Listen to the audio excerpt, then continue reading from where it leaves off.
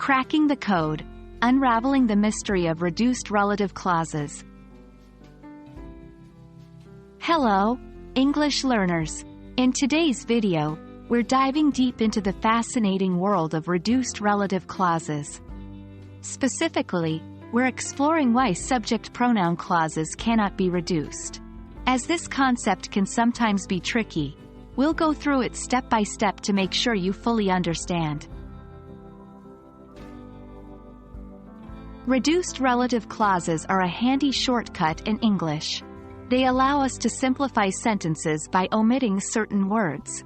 For instance, instead of saying, "The woman who is sitting over there is my aunt," we can say, "The woman sitting over there is my aunt."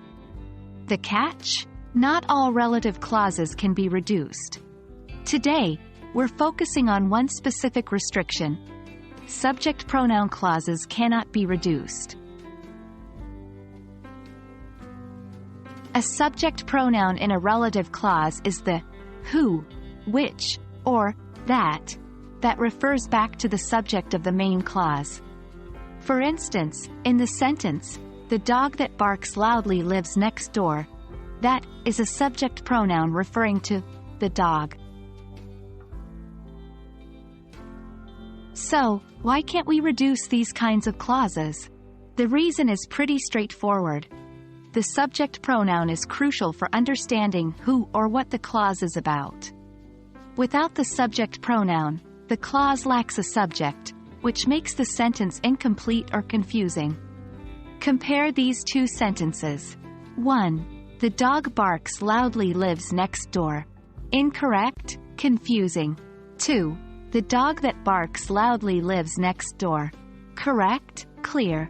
The subject pronoun, that, makes it clear that the dog is the one doing the barking.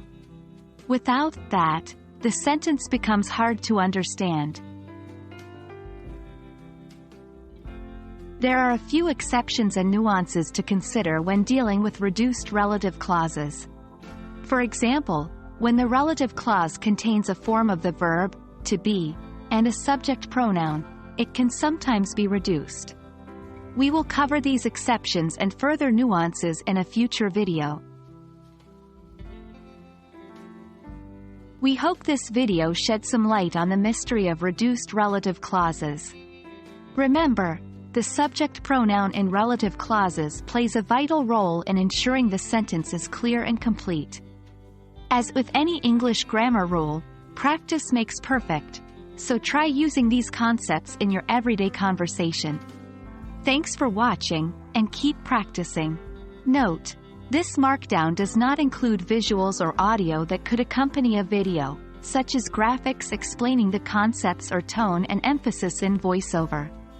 In a video format, consider employing these additional features to aid learner understanding.